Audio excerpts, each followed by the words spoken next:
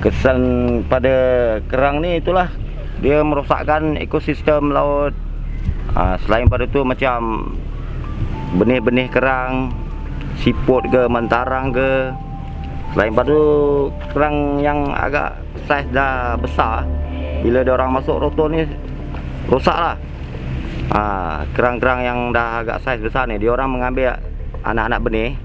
Jadi kerang-kerang yang besar ni kena dia orang punya kipas ni semua rosak. Jadi itu rugi kepada saya lah. Sebab saya yang menternak kerang-kerang kasar ni kan. Saya pun belum ambil lagi hasil dia. Itulah yang merugikan pada orang-orang kampung ni. Orang-orang kampung nak cari makan, nak kutip-kutip kerang kasar pun banyak yang rosak. Kerugiannya setakat ni benih yang saya cari sendiri dengan yang beli tu anggaran lebih kurang dalam 15,000 ke 20,000 nya tu. Ni aktiviti yang meroto ni sebenarnya dah lama dah. Aktiviti meroto ni hampir 30 tahun dah dia orang meroto ni. Setakat ni tindakan tu macam ni lah. Kurang penguasaan lah. Tindakan tu ada dia ambil, tapi agak macam tak memuaskan lah.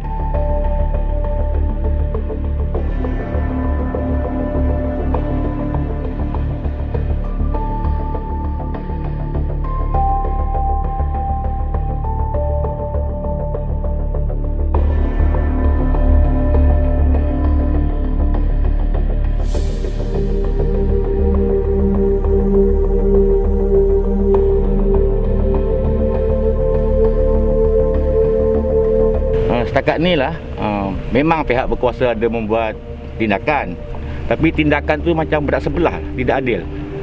Kenapa penanggap tradisional yang menggunakan tangan ni selalu sangat diambil tindakan, sedangkan sampan-sampan yang menggunakan ini roto ni tidak nampak lagi sebarang tindakan. Dia orang ni masih kata orang berleluasa, macam tidak ada rasa takut.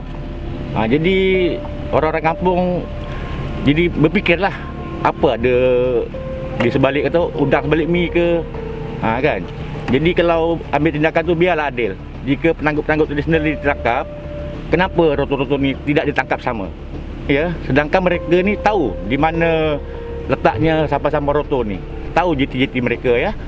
Jadi keluhan dari penanggap-penanggap tangan ni, tengok tu abang seorang tu nak menyara anak, bayar duit rumah sewa, sedangkan dapat 1 inci, 2 inci baru dalam harga 2-300. Sedangkan roto-roto ni satu sampan boleh sampai 5-6 tin. Ya, dengan harga 700 kali dengan 5.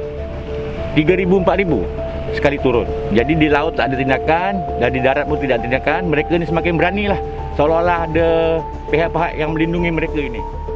Berkenaan dengan isu kerang, benih kerang di pesisir pantai, di pantai Sekincan, Sungai Leman yang hangat diperkatakan sebelum ini. Jadi saya sendiri melihat dengan mata kepala saya sendiri tentang kegiatan yang saya rasa tidak sepatutnya dilakukan kalau mereka ini pun adalah penduduk ataupun nelayan di kawasan ini. Jadi siapa pun mereka, bagi saya kalau dah salah tetap salah. Lebih lagi apa yang mereka lakukan itu sebenarnya adalah sangat merosakkan alam sekitar ataupun merosakkan habitat hidupan-hidupan lain di kawasan itu, menyebabkan apabila mereka mengambil benih kerang dengan menggunakan bot roto ataupun panggil iko biawak, bot iko biawak, dengan kipas bot tersebut masuk ke dalam tanah lumpur dan membongkar lumpur tersebut sehinggakan hidupan-hidupan lain mati. Kalau ada kerang yang besar pun, kerang yang besar tu mati. Memandangkan bentarang ni popular sekarang ni, baru hidup kecil lagi, bentarang pun mati. Jadi kegiatan mereka ini memang sudah tak dapat dikawal lagi, boleh katakan setiap hari, walaupun didedahkan oleh pihak media. Dan saya dimaklumkan minggu lepas apabila media mendedahkan, pihak berkuasa adalah mengambil tindakan. Itu pun yang mereka tangkap, mereka yang mengambil benih kerang ini secara manual. Tetapi mereka-mereka yang menggunakan rotor ni sampai sekarang belum ada tindakan yang diambil. Harga kerang, benih kerang yang mereka ambil ini adalah lebih kecil daripada gula pasir. Kalau orang yang tak tahu, dia tak tahu pun yang itu adalah benih kerang ataupun anak kerang. Harganya 1 tin Milo sehingga mencecah RM1,000. Kalau mereka jual di pasaran sehingga ke belah Taiping, ke belah utara lagi, ianya mencecah ke RM1,300-RM1,500. Jadi maksudnya, kalau mereka yang mengambil, saya tak nak cakap mencuri lah. Kalau cakap mencuri ni sesuai lah.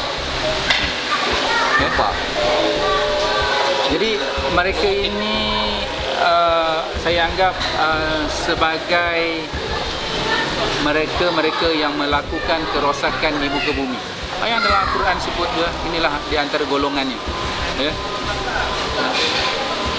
Mereka yang membuat kerosakan di muka bumi ini diibaratkan kalau dalam satu surah Al-Quran itu disamakan dengan Fir'aun.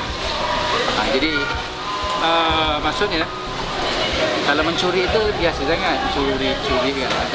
Ini kesimpulannya. Jadi saya rasa itu amat lebih sesuai. Hampir 100 buah bot pesta, seolah-olah negara kita ini, perairan negara kita ini tidak ada penguatkuasa yang dapat membendung kegiatan mereka. Jadi mungkin ini menjadi satu contoh yang kita lihat. Depan pantai, siang malam mereka melakukan kesalahan, tidak ada tindakan, tidak ada penguatkuasaan, apatah lagi benda yang di tengah laut masuk menyeludup ke negara kita. Sebab itu negara kita ini buat macam mana pun kempen anti dadah dan sebagainya, dadah makin banyak, makin lagi kalau kita lihat pihak PDRM buat tangkapan di darat dah, bukan main kilo dah, main tan dah, 5 tan, 10 tan. Begitu juga dengan rokok, begitu juga dengan arak dan sebagainya. Dan tak tak heranlah kalau pendatang asing boleh membolosi negara kita, kalau inilah rupanya kualiti penguatkuasaan agensi-agensi yang sepatutnya ditugaskan untuk menjaga perairan negara kita.